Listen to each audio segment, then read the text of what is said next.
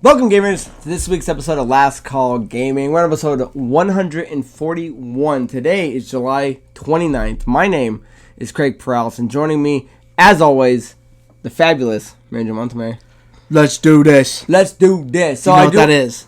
No, what's that from? Are you quoting a movie or a game? No, I'm quoting something because it's episode 141. That's Task Force 141, Captain John Price from Modern Warfare. Look at you dropping facts on us. I do want to give a very special shout out to my nephew, Grayson Perales. It's his birthday. We actually just came from a birthday party that his dad, my brother, is hosting. Did you have fun over there? We were just talking about the slip and slide. Don't you wish you were still kind of like 10 so you could just rip down that fucking thing? I'm just looking at these kids. I'm like, dude, where was that when I was a kid? I never had one of those. I'd go. That thing's like 2 stories tall. Yeah, I never had any of those as a kid. I don't even think you could rent those when we were kids. No, I don't remember that. Well, out of all the kids that are there, obviously there's a couple of younger ones versus older ones. There's one kid in there that I'm pretty sure is like 17, and he's like still in the fucking pool thing. And I was like, okay. Are you talking about the one that's 21 with the mustache? Is he 21? Is no, that him? I don't know how old he is. So anyway, guys, thank you for joining us, guys. If you're watching us on YouTube, make sure you hit like, make sure you comment, make sure you subscribe, hit the share button, and hit that notification. If you guys are interested in following us on any of the social medias, our Linktree link is in the description of this video. And if you guys are listening to the audio-only version of the podcast, check us out on any platform that you find particularly intriguing. But Anchor is the home for us. Anything else you want to add on that?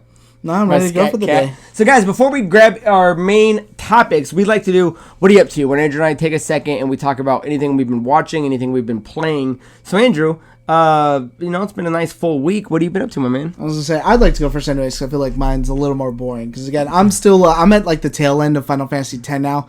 Again, You're going on a couple weeks now. And so it takes me a little bit longer to beat some games sometimes, just because I'm playing a lot of Call of Duty on the side, like, nonstop. I play Call of Duty, like, every day. I play Caldera 2, the Warzone, and, Fortress Keep and all that. So if you have any Call of Duty questions or anything out there and you need help with anything, feel free to shoot them my way. Well, hold on. So if you're on the tail end of FFX, how much longer do you think you got?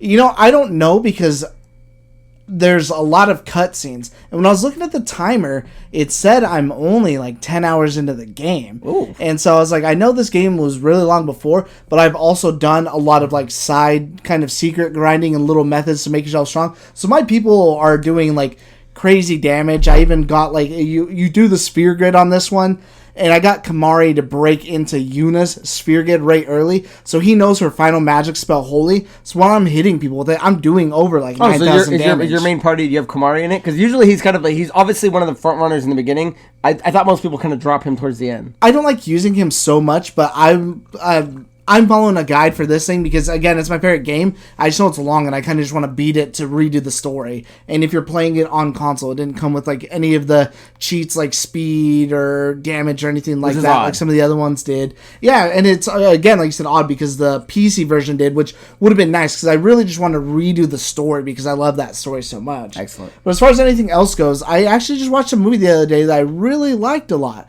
It's called The Hunt, and it's I don't know if you'd call it like a horror movie. It's maybe not even a thriller either.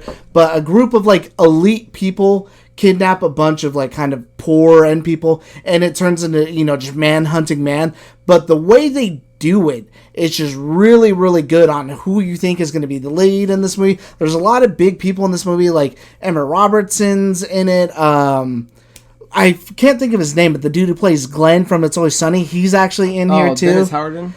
Yeah, and Glenn Howard, who plays Dennis. Glenn. Yeah, and you threw me off with that. But is this because you said that to me earlier? Is this the remake of like what Ice-T did with The Most Dangerous Game, like where they hunt the people? Is that the one you're talking about? Oh, I didn't know that they had something like that. There's an old school movie with Gary Busey and Ice-T where like they bring him, he's like a homeless guy, and they all hunt him. But I'm remembering the trailer, right? Because the trailer was like, I remember being pretty badass. So, dude, it's a black comedy for sure. Like, it's super fucking funny. Even like the way some of the people die and stuff like that. It was really good. Where'd you watch it on? I have it on like Vudu, where like you can Voodoo. And I was just like, all right, what's just something random, and I just seen it. I'm like, I don't remember too much about this. I remember it's like people hunting people, almost not Hunger Games-ish, but I'll check it out and see what it's about. And it was just so funny. Like, I thought it was really fucking good. I thought it was a really good black comedy, so I highly recommend checking that out. And I think you would actually really like it. I'm looking forward to that, man. So, what about you?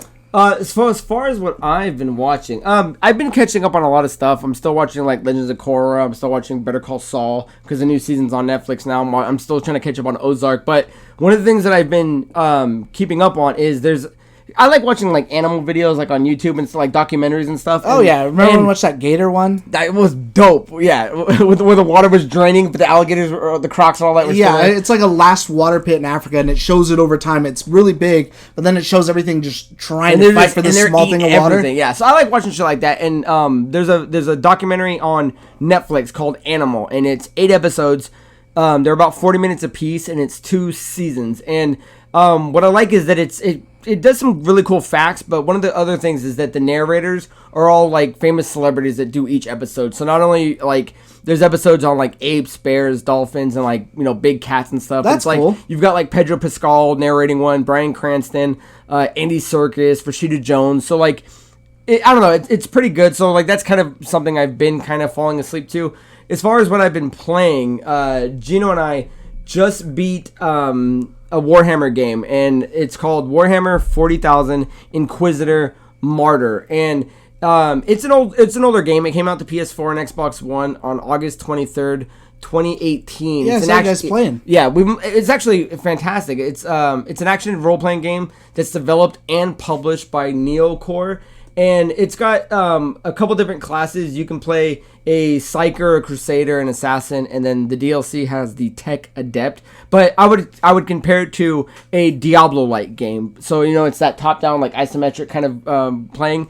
But the difference is not only do you get guns and, like, melee combat, but there's a mechanic in the game where you can actually do cover. So you can actually go behind things, and then you can do, like, cover fire. But what I like the most is that like your armor gave you more abilities. So like if you had a certain type of armor, you could summon a turret. If you had a different type of armor, you could do like a slam attack. But then there was also like grenades and landmines and stuff. So there's a lot of like versatility to the game.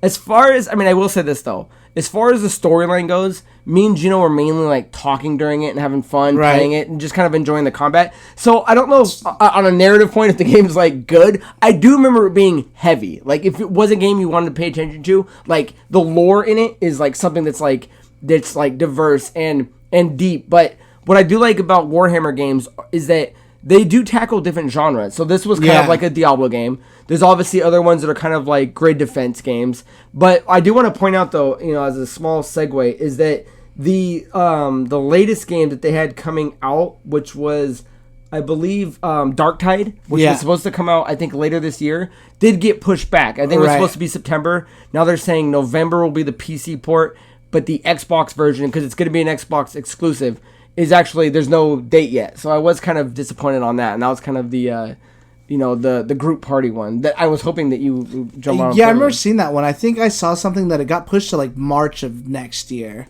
Oh yeah, not superficially, but that's the word. Yeah, and the bird is the word. So that's what I've been playing. Obviously, we've still been playing Fall Guys. Last night, Andrew and I had a huge session of Among Us, which is a game that I haven't played since the Switch, but we had a fat session on the Xbox. So how'd you like that? It was really good. I had a lot of fun playing. We were playing with my little brothers and then our girlfriends.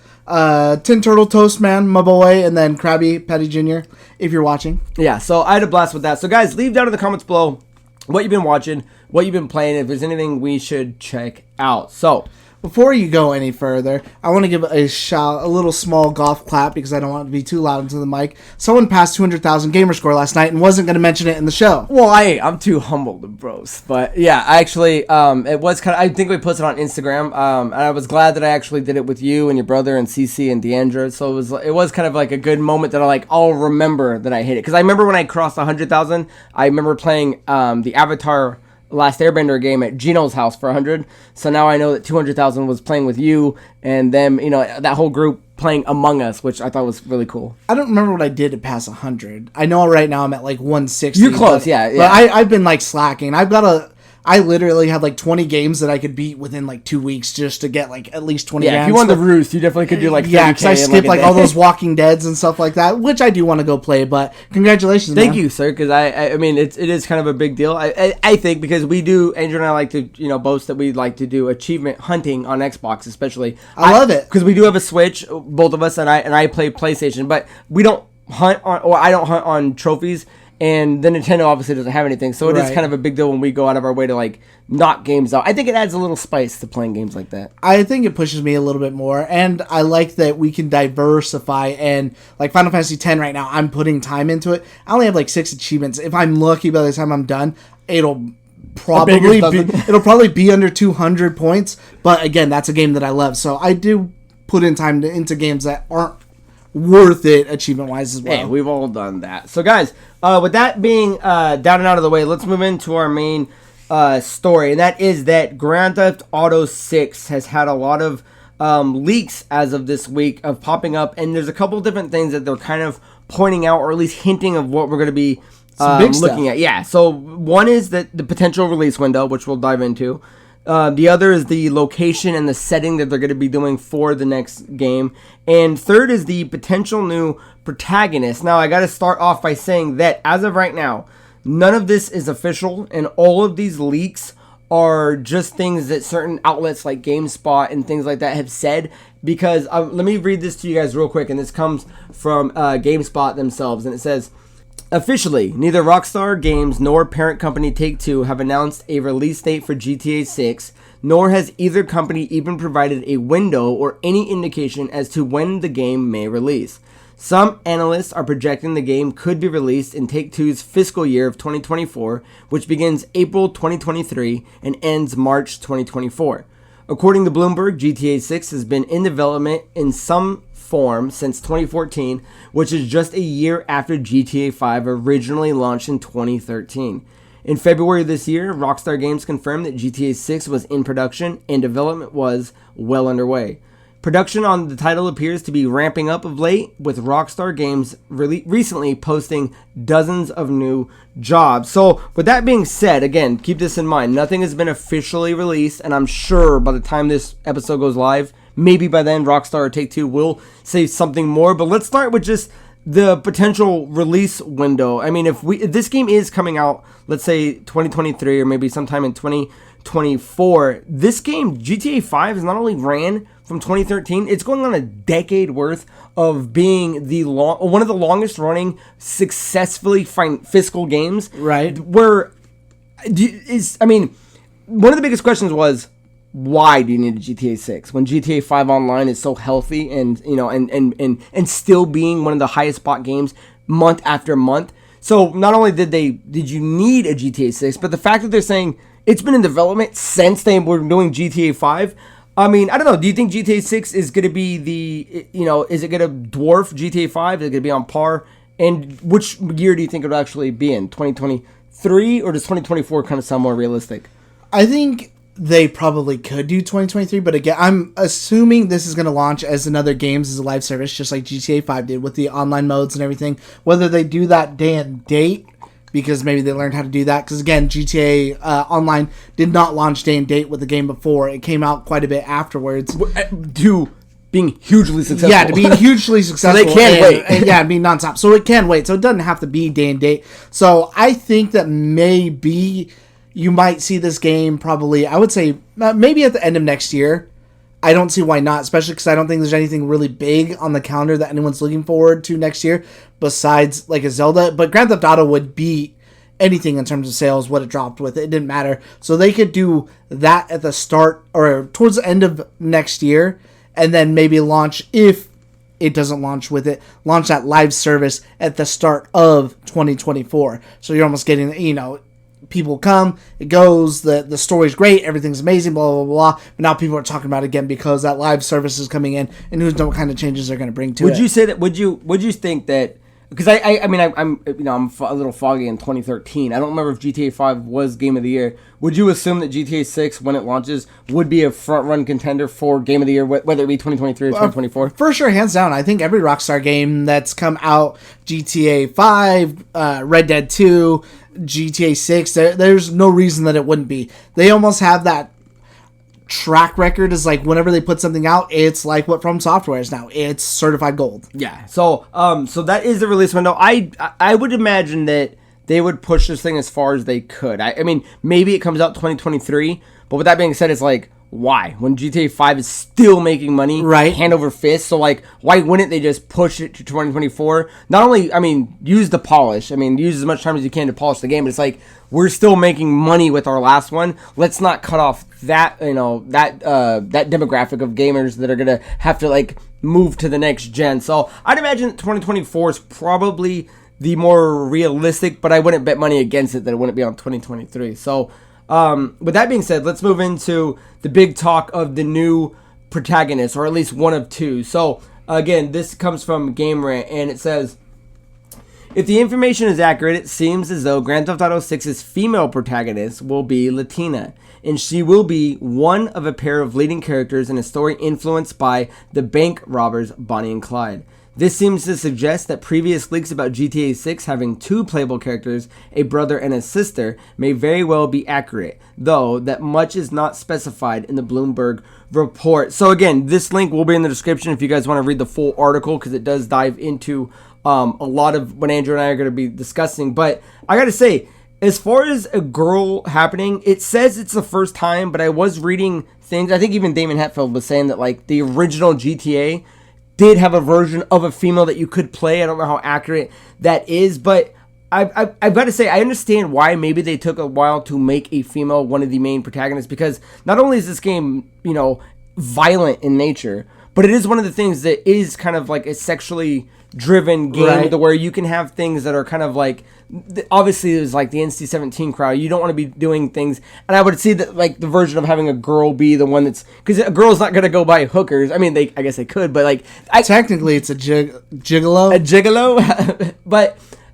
I think this was eventually going to come, especially because we've moved from GTA 3, Vice City, and 4, and San Andreas of being a solo protagonist, where GTA 5 had a really cool dynamic where you could switch openly between Franklin, Michael, and Trevor. So if you are moving into GTA 6 and you're going to keep the kind of open cast going, then why not add somebody? And I actually think it's kind of really cool that it's a Bonnie and Clyde kind of situation. I like that. I don't know, because the brother and sister thing we've seen, it's kind of what Assassin's Creed's been doing. Right. Instead of being a solo protagonist, it's like, hey, pick one of two. I do like the idea that they're kind of doing this, and I think it was just a matter of time until we got a character. What I'm hoping I hope they give this character like dialogue to chew, like, you know what I mean? Like, I hope this is a likable character and not maybe, I don't want to use this profoundly, but like a stereotypical Latina that may be annoying because it's like, slang or something like that. Like, I hope this character is like fleshed out and enjoyable to play. Right. I don't mind the two characters. I would actually kind of prefer one, especially because you want to go back to the old way. I think in 5, maybe that was part of it for me. That story didn't really do it for me. Their stories were cool, but I just felt like there was so much like bloat, especially having to do all this stuff between 3 characters, and maybe I didn't like playing Michael as much as I did Franklin or Trevor or whoever it is that you might have found the least. I'd rather dial in on one character story, and I guess if it's a brother-sister combo, that would be cool, because again, you can almost make that like one streamlined like narrative between the two.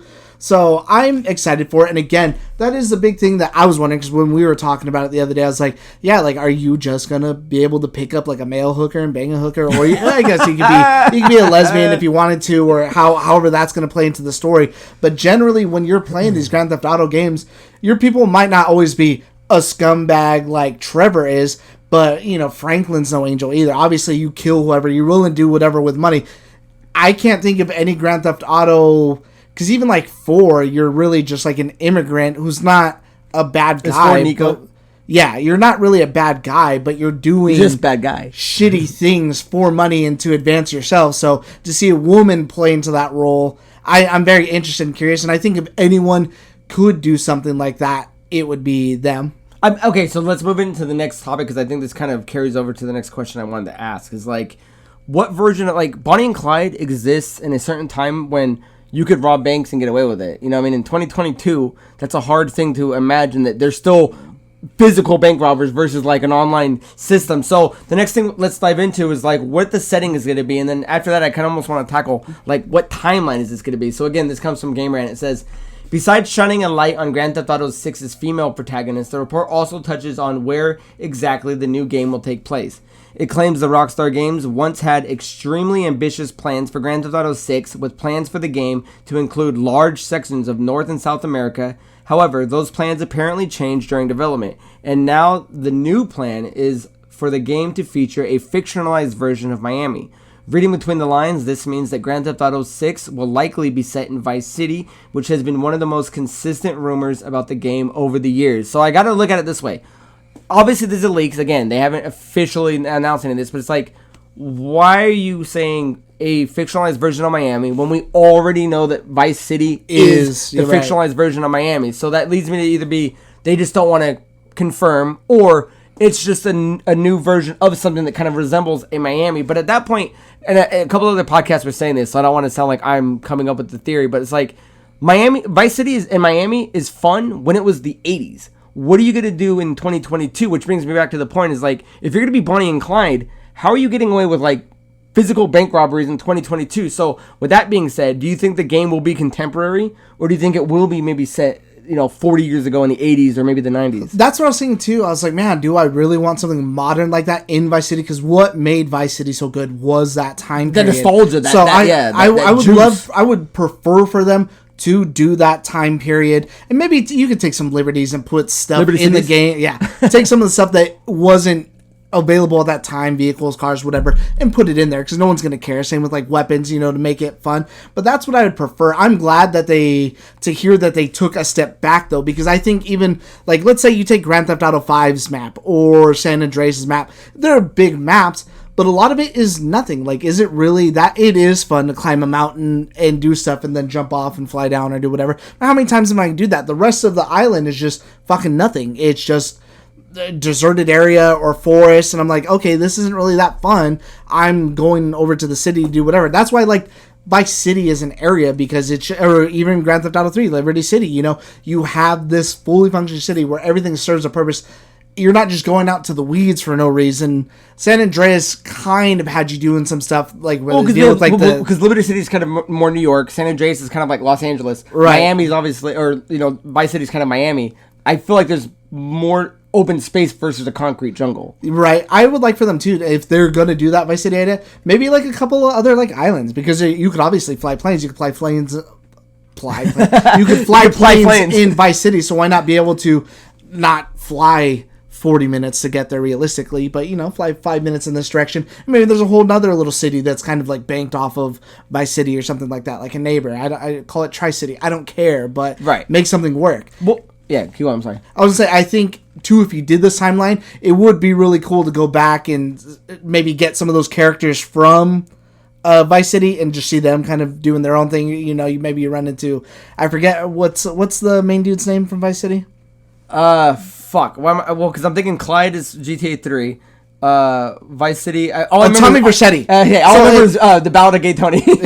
So Tommy Vercetti, it'd be cool to maybe run into him as part of like a mission, or see him with his empire that he built while you're off doing your own. I think it'd be cool if they did flashbacks or something like that. Like a couple missions are like you playing their pair. If it is going to be a brother sister combo, if they did a flashback of Vice, like almost kind of like if you watch a movie like the before and after Vice City. When it used to be the way we remember it from the game, and you could play those characters, or at least see those characters, and then kind of a fast forward of going, okay, now this is still our city, let's do that. That'd be an interesting dynamic. I think the latest I'd like to take it is if original Vice City did the 80s, maybe this is in the 90s. Yeah. Because I don't know if I want to see like a 2022 modern whatever. You could save that for the online, that's fine, but for the story and the narrative that you're trying to tell, I think 80s, 90s.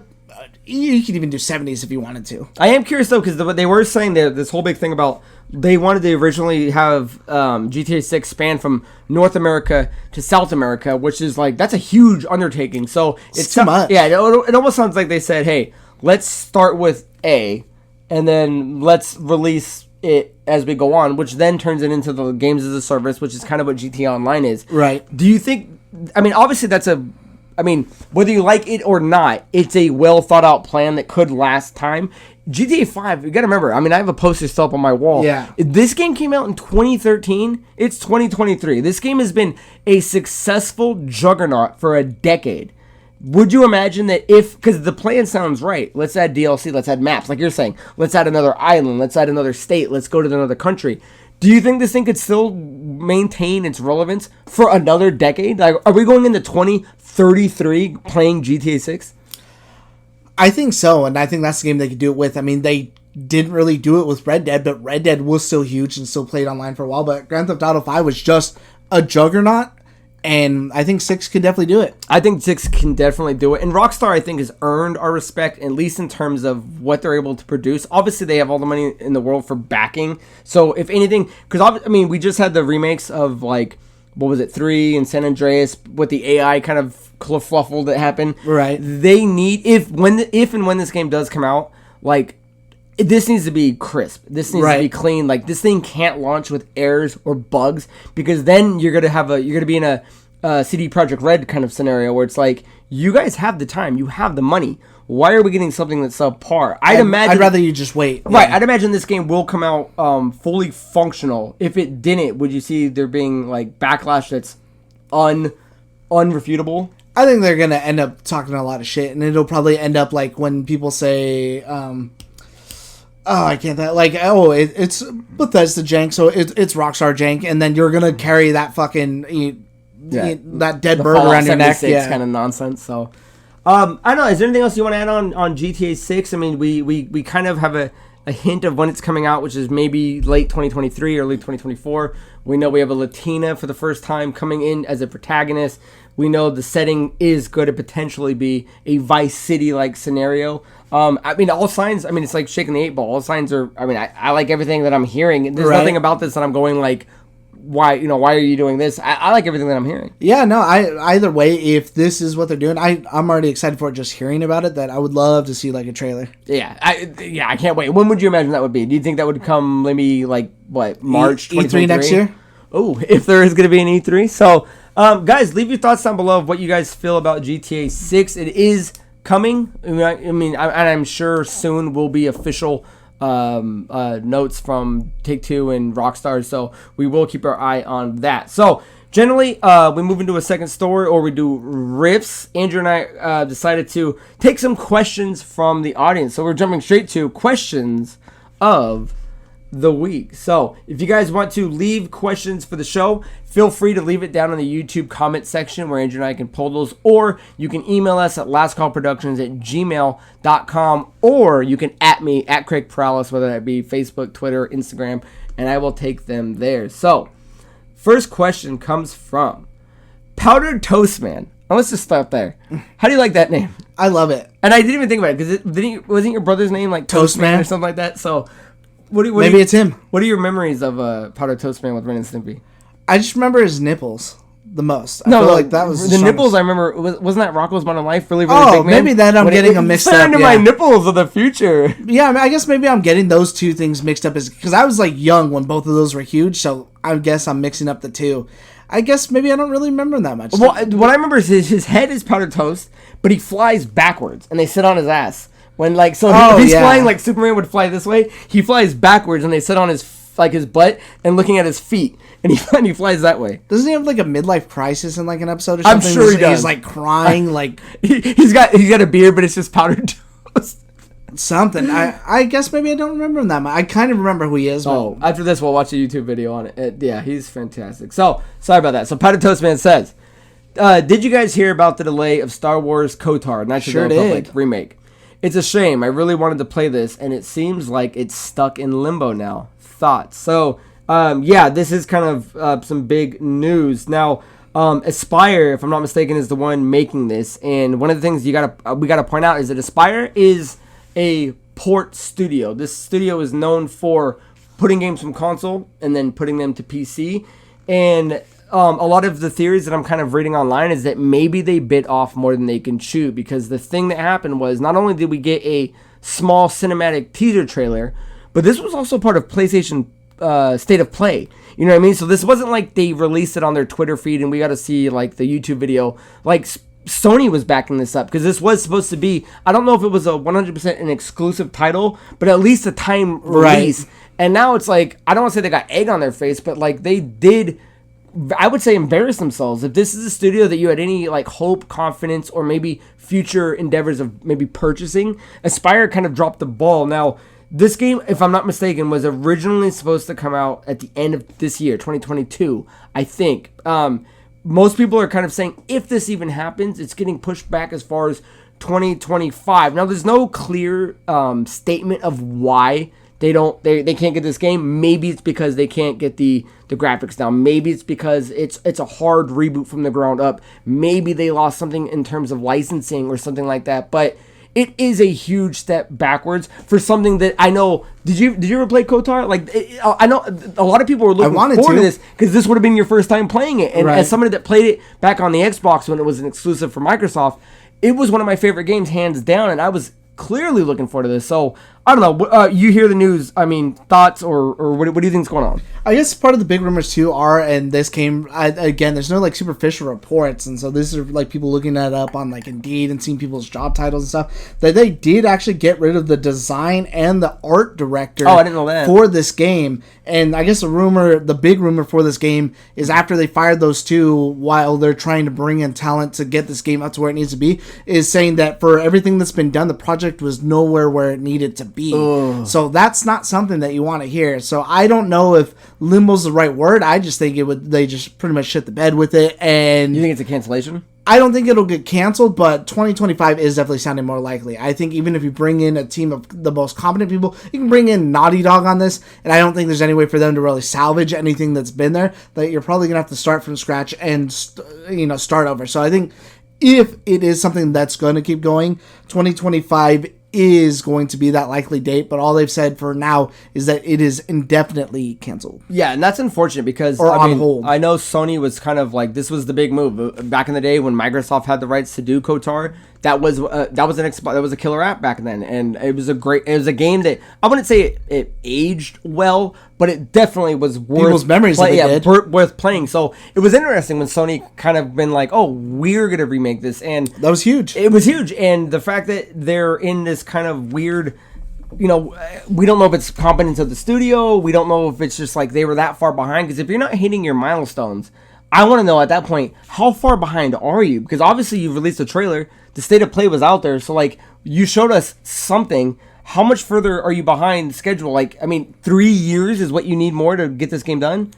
Yeah, I mean, it really sucks for them as a studio. I'm sure Sony I'm sure they're bummed the game's not coming out, but for them, is it really the worst thing in the world? Like, no, we already showed the trailer, and we already had a killer conference, and people said, oh man, that's a 10 out of 10 conference. No one's going to go back now and be like, oh, well, I took my 10 out of 10, and I'm going to give it a 6 out of 10 because this game isn't, they already won the day over, so it's really only the studio that kind of got shit on. Could we look at this, though, that this is just more just shit on Star Wars, where it's just like, you guys said stuff they don't need happening? I'm at the point where Star Wars, for me, I like the games more than I like the video content.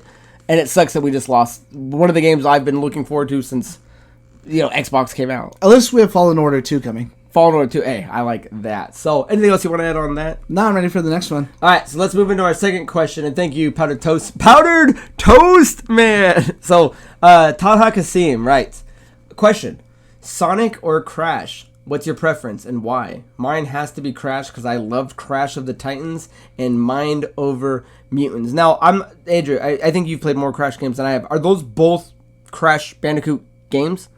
Yeah. Crash of the Titans and Mind Over Mutants? Because I'm not familiar with any of those titles. I don't know if he's making a joke or those were actual games. I thought that they were. I don't think I played either of those, though. I could have swore that it was. Well, because I know you wrote on, you were writing them back on YouTube. Oh, yeah, I wrote them back. I wrote them as a joke. I was like, we know the obvious answer is Spyro. So if we are taking it at face value, preference of Sonic or Crash and why? I'd probably lean towards Sonic because I've just never played that many Crash games. So it's like, I can't have a backer of somebody that I've never played where I've knocked out Sonic 1, 2, and 3.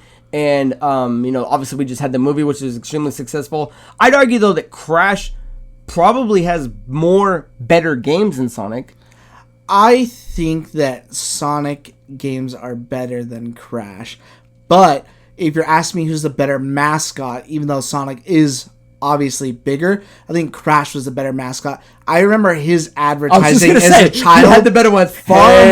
Hey, pizza boy. Yeah, that are like standing outside like the competitions building, like, hey, get out here, whatever, with the megaphone and stuff. So that's what I remember very vividly as a kid is the Crash campaigning. So I would have to say Crash for me. Yeah, I would say, if we're gonna quote play value, you were a good game if you got a good kart racer, and Crash got a great kart racer. Did you play CTR? No, it's on sale right now. Is it? Should we divvy up? Maybe. I would like to try. I did play it as a kid. The original one. I rented it, yeah, from Blockbuster. God rest their soul. God rest their soul. So Tala, thank you. So at the end of the day, to answer your question, I guess I would lean in the Sonic camp. You're in the same boat. I'll say Crash. Crash. Okay. So next question comes from Jill Jacqueline, I'm assuming, and it says, I have a question of the week for you. Can you tell us how much your partners/girlfriends influence what you guys do? Are your girlfriends committed gamers, and are they supportive of your gaming lifestyles? Why don't you start us off? Yeah, she doesn't really influence anything that I do as far as that goes. Hey, that's a bold gambit. But She plays all the time. She definitely has gotten back on now. She's been playing like a lot of Fall Guys. That's her favorite. She just beat Contrast. So she is a gamer, and she's very supportive of what I do. She buys me all kinds of stuff for usually whenever there's an anniversary. If she finds something cool at the store, she'll come home with gifts just to put in our game room or to hang up, or a new game that she thinks I might like. So she's been nothing but supportive, even of this channel too. So I'm super grateful to her, and I'll say thank you right now for that. Nice. Yeah, and I have to agree. Deandra is, she's also a gamer. So I guess if I'm going to kind of like, not tear apart your question, but like, I think to have a successful gaming relationship, they have to understand gaming on some level, right? Because I know people that have relationships that their significant other doesn't game, so they look at it as like when they play, it's a chore, or they're taking time away from family or something like that. So, and that's completely understandable. To each their own.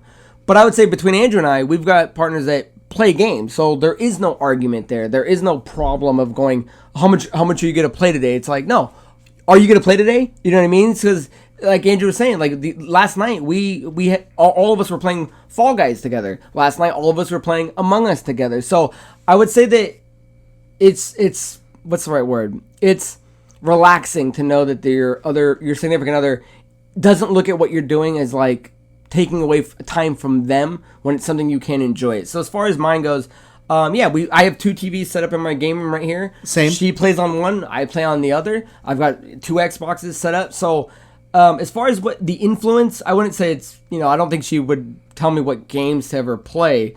I think it's more the other way around. Yeah. I tell her what game she should be playing when she's still playing Fall Guys and stuff. So yeah, to answer your second part of your question, supportive of your gaming lifestyle, 100%. Just to even further cement it as a funny story, before we had our house, before we had anything, we were just sharing like our little 1 bedroom. She would want me to play. She'd be like, can you get on and play so that way I could fall asleep? Like that just used to help her fall asleep. And I don't know how she was able to, but I'm just playing Battlefield, and so all you're hearing are these people fucking, oh god, they got me, can you save me? And we're getting fucked in the ass over here, and all you hear is all these explosions and stuff, but she's asleep in like 5 minutes. And I wouldn't even want it. There's some days where I'm just like wanting to watch something. I don't even want to play, but she's like, hey, will you jump on so I can go to sleep? So I'm like, okay, cool, I guess I'll play for an hour, even though I really don't want to, but like that's just how much she enjoyed it. Yeah, you're doing it for her at that point. Yeah. Awesome. So thank you for the question, and leave your thoughts down below. And our final question comes from our friends, the Brothers Take. So if you guys are interested in another video game podcast, or even I think they do a movie podcast too, check out the Brothers Take. They're on Instagram, they're on Facebook, they're on YouTube. They do a podcast every week with up-to-date information on all things kind of pop culture, game, and movie related. So their question is from last week. Great episode as always, gents. Do you recommend the PlayStation Plus Premium tier from your use so far? So before I dive into it, Andrew, I kind of showed you a little bit of what PlayStation Plus Premium was doing. You know that there's a couple different tiers going on. On paper, does any of it look decent to you as somebody that may be jumping into PlayStation Plus? Yeah, I'd say from an outsider perspective, that's kind of why I wanted to go first, because you actually use it more than I do. I think realistically, it's only valuable to you if you've skipped a lot of these games. Most of them are PlayStation games on there. But if you've already played all the big ones like God of War, The Last of Us, even though there's some other games coming out, it seemed like a lot of theirs are more just hinged on here's our first party, and even the higher up, here's our classic backlog. And when I'm looking at the classics too, I'm like, I beat most of those, so there's no reason for me to really pay for something like that. So if you are new to PlayStation and missed out on like, the big God of Wars, Last of Us, Infamous, Killzone, stuff like that, then sure, I think it's definitely for you. But if you've already been a lifelong PlayStation fan, then maybe not the highest tier, because again, you're not really getting as much just yet. It's not like Game Pass when it first launched was mostly, from what I felt, third-party stuff and lots of like random deal stuff than it was first-person, if I remember correctly. And I feel like it wasn't until later that now it's mostly first-person stuff, and there's still lots of good third-party content. And I'm sure they'll get that down the road. But again, like I said, if you've primarily been on another console, then it's for sure for you. Yeah, I would say that because it's PlayStation Essential, which I think is the bottom tier, then Extra, then Premium. I'll say this. I've had fun. I upgraded to Premium just to try it out. I wanted to make sure that I could try everything that Premium had to offer before I could give like an opinion on it. And I will say, I feel like, so PlayStation Essential was essentially what PlayStation Plus was originally, and it's now completely useless because it lost the games, like the games with gold, like right. The games that it gives away are now only on Extra and Premium. So if you were paying for the subscription, you almost have to bump up one or two to even get the benefits, because all Essential does now is give you the online play, which if you're playing it online, sure, obviously it's Essential. It's just not what you were getting back in the day. So if you're going to compare Extra to Premium, I'll say that Extra has by far outweighed Premium. And it just in terms of what you're getting, if the catalog is what you're getting in terms of all the backlog games from PS1 to PS5 and the remakes and the remasters, then Extra is all you need. Premium gives you a couple more things, but I mean, on the counterbalance, I will say this: it's only $10 more, or $5. I think it's like $8.99 more. So it's like, if it's not a big deal for you, and money isn't the issue, then I would just get Premium just so you can take advantage of having everything that it offers. But if money's tight and you just need what you need to play and get the most out of it, I would say Extra right now outweighs Premium, because what you're getting with Extra versus what they haven't really given with Premium far outweighs the balance of which one's better. And like Premium will get there, but we're in stage one. What I mean? Like, it's only been out for what, a month, two? Mm-hmm. Where Extra has a good backlog of things you can go play. Premium, I imagine, will be worth getting, but give it a year. Like Andrew's saying, Game Pass wasn't the best when it came out. It was a lot of third-party support versus their first-party. Now it's kind of shoes on the other foot. Now it's a lot of first-party, and you're getting great third-party games. Sony will get there, and like Andrew stated, if you haven't played God of War, Last of Us, Returnal, then yes, now you need to jump in and get it. But if you have played them, I would just stick to Extra, and that's only if you want to play backlog games, because that's the difference. It's the backlog of PlayStation games. You're not getting day and date new games. So either A, you need to be nostalgic, or B, you want to play like Siphon Filter and get trophies. So I will say that I would say for me, I'll probably stick with Premium at least for another month or two. But I would say Extra is probably all you really need to do if you're in the ecosystem of Sony. Right. So thank you guys for the questions. Anything else you want to add on any of this? Anything that we've been talking about, Drew? Now I'm ready to get us back out of here because it is getting hot and humid and heavy. It's getting hot in here. So, guys, that is the end of episode 141. Join us next time on episode 142. So, until next time, guys, my name is Craig Perales. This is Mandrew Montemayor. And until next time, guys, cheers. See ya.